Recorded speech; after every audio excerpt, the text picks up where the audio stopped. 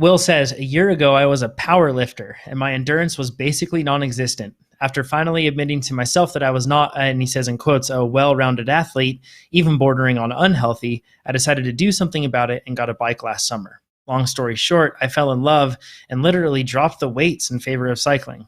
I've been a TrainerRoad user since September. Awesome. Way to go. I'm glad to have you with us. And says, and currently I'm at a 279 FTP at 155 pounds. So that's 70 kilograms. So that's a pretty darn fit person there. Really fast transition for just doing this for a year. That's really impressive.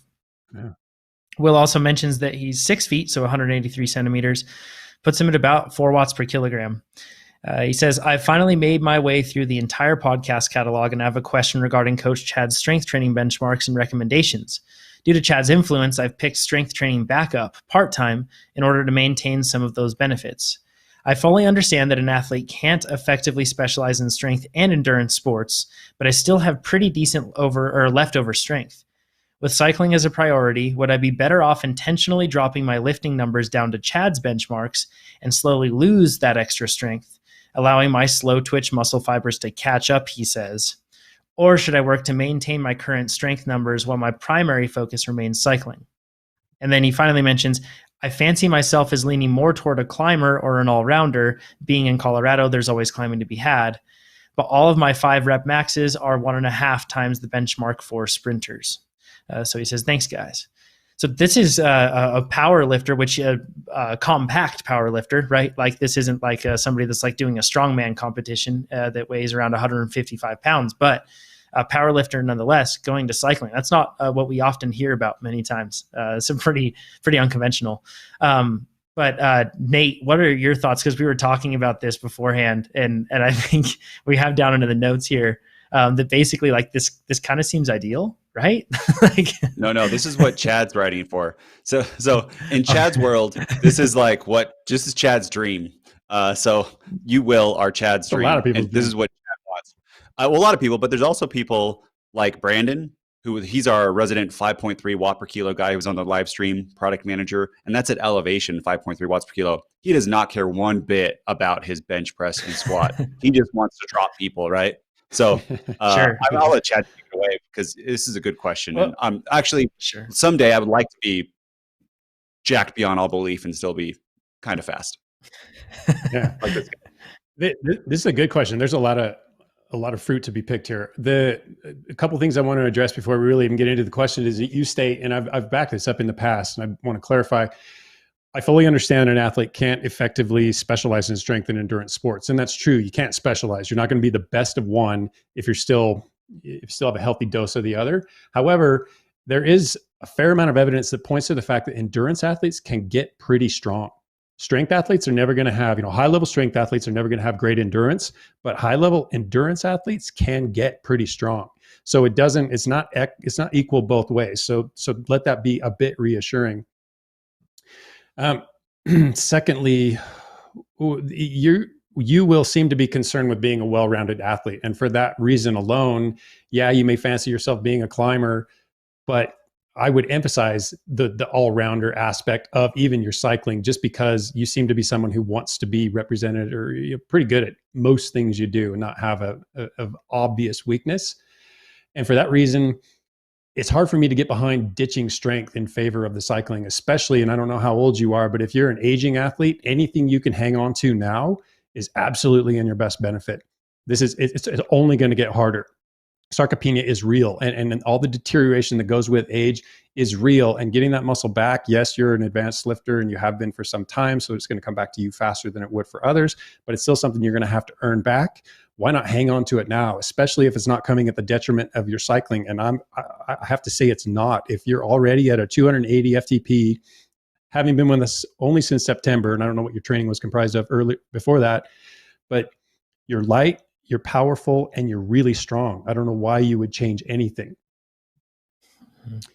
Yeah, it's because Will's in a great spot. Like, I look at this and think like, man, I wish that I could be like super jacked and also be 4 watts per kilogram. That would be really cool.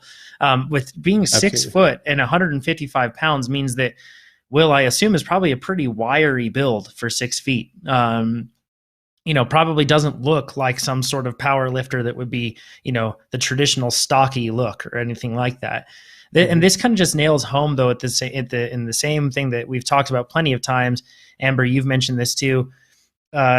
Whatever your body type is and whatever you are aiming for it to be, it's going to be what it's going to be. And it's going to look different for each person, right? So in this case, Will's coming from a very physique heavy world, coming over into a world that's much more just about the objective levels of performance. But we can't ignore the fact that we definitely have that kind of association of like what a fast cyclist looks like and trying to match what that looks like. So Will, in this case, that's one thing that I would say is, just any sort of pressure you feel about that, don't worry about it. And also, you're just a year into this. We've said this so many times, but there's no reason to make yourself a climber or make yourself an all-rounder at this point. You're pretty new into this. You have a lot of strengths. And when you say an all-rounder, maybe not like a GC guy. I mean, look at, you could be anything you want. So that's just the 2 cents that I would add in. Chad, do you want to talk about the slow twitch fibers kind of assumption that he has? Yeah, that's one thing. I also want to point out that he's talking about maintaining his current strength. He's not talking about growing it, which means he can shift so much of his training emphasis to endurance adaptation because the strength components that are already in place are going to stay in place with just a little bit of touch up. He might lose some of it, but he doesn't have to intentionally neglect it in favor of endurance training. He can still do quite a lot of endurance, touch on the strength side of things in order to maintain. And that's a really easy thing to keep tabs on, right? If your strength's falling, you'll notice it soon. And I just recognize that you can still be a very strong cyclist and probably retain a lot of this strength considering where you are in terms of your body weight and your height and your already high power. As far as the slow twitch fibers catching up, don't think of it so much as them catching up. I mean, they're going to respond to training. Again, you're only touching on the strength side of systems, so you're just working with the fast twitch fibers minimally. The slow twitch fibers, if you dedicate most of your training time to endurance work, they'll catch up on their own. I don't think you need to tailor anything around it.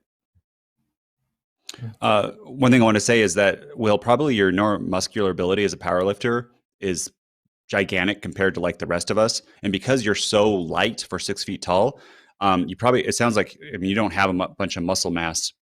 You probably have very low body fat too, but keeping up, to Chad said, keeping up that neuromuscular adaptations doesn't take a ton of time in the gym. I think that's what Chad's saying is, why not just do that? Not gain muscle, stay at this lean weight, and then add extra cycling volume. If there is a point where you add so much cycling volume where you're extremely tired and you find that your gym sessions take away from your extra cycling and you're okay losing it, you could. But to Chad's point, why do it already if it's not happening? Let's just keep it up, because that's Chad's dream. Why wouldn't you want to be able to do I don't know what is a dream. 5 minute max. Yeah, so he's very strong. I want to say probably doing stuff in the 400 or 500 deadlifts 5 times, and at the 155, which is crazy.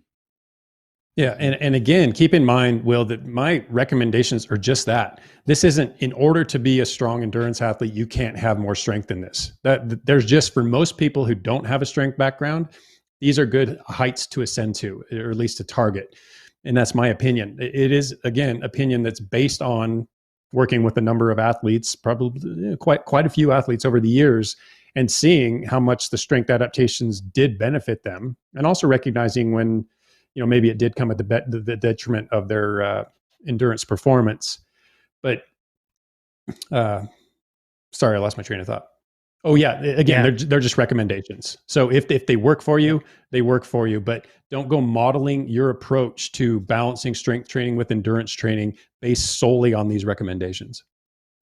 If you just search TrainerRoad strength training calculator, you can actually plug in your weight and you can plug in your gender, and then you can see roughly what these strength training recommendations would be. These are benchmarks for strength on specific exercises that we feel like would be good for athletes that are climbers, and then a different set for all rounders and a different set for sprinters.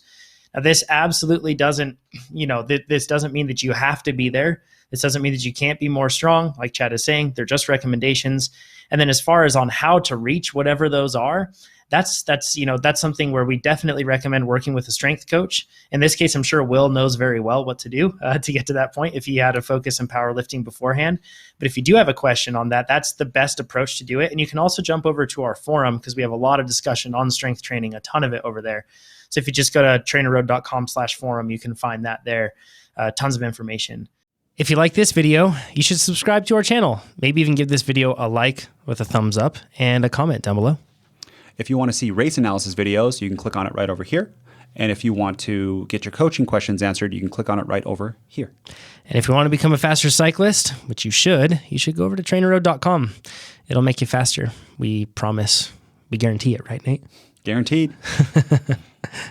Or your money back. Yes, it's true, actually. We really will do that. Yeah.